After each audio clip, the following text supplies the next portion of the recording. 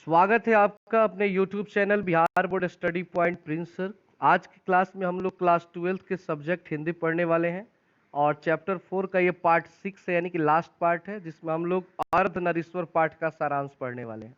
लेखक का नाम है रामधारी सिंह दिनकर। अगर आप लोगों ने पार्ट 1, पार्ट 2, 3, 4 एंड 5 नहीं देखा है तो आप एक बार चैनल के प्लेलिस्ट में जाएं और हिंदी वाले फाइल को खोलें और लाइन बाय लाइन पहले इसके सारे पार्ट को देखेंगे, तब ये आपको बहुत अच्छे से समझ में आएगा। तो चलिए शुरू करते हैं इसके सारांश को और समझते हैं। प्रस्तुत निबंध अर्धनारीश्वर की रचना राष्ट्र कवि रामधारी सिंह दिनकर ने की है। मतलब इस पाठ के रचनाकार कौन है जी? रामधारी सिंह दिनकर जी हैं। ऐसा माना जाता है कि अर्धनारीश्वर भारत का मिथकीय प्रतीक है, जिसमें दिनकर ने अपना मन चिता आदर्श निरूपित किया है। मूलतः अर्धनारीश्वर भगवान शंकर और पार्वती का कल्पित रूप होता है। कल्पित मतलब होता है कल्पना वाला रूप है। इस पाठ में क्या है, अर्धनारीश्वर किसको कहा गया है कि आधा शरीर भगवान शंकर का और आधा शरीर माँ पार्वती का, जिसका आधा अंग पुरुष का और आधा अंग नारी का होता है। अर्धनारीश्वर इस बात का प्रतीक है कि स्त्री और पुरुष में कोई भेद नहीं है तथा एक का गुण दूसरे का दोष नहीं हो सकता।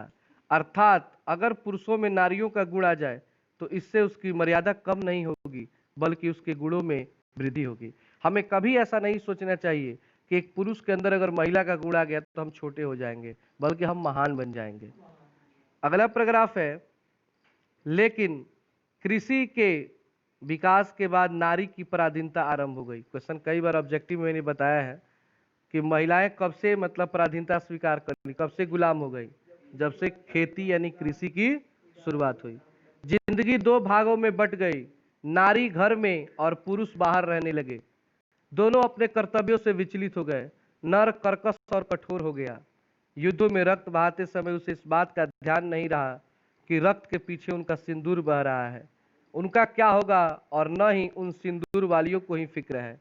दिनकर जी कहते हैं कि अगर कौरवों की सभा में संधि वार्ता कृष्ण और दुर्योधन के बीच न होकर कुंती और गांधारी के बीच हुई होती तो शायद आज महाभारत का युद्ध नहीं होता।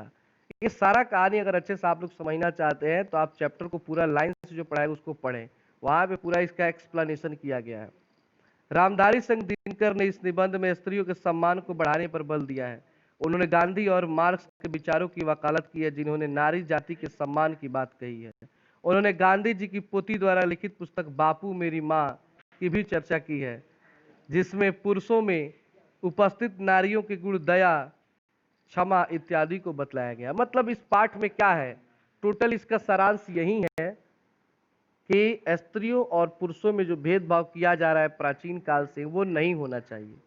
क्योंकि कोई भी, चाहे वह नर हो या नारी हो, किसी में किसी से कम गुण नहीं है।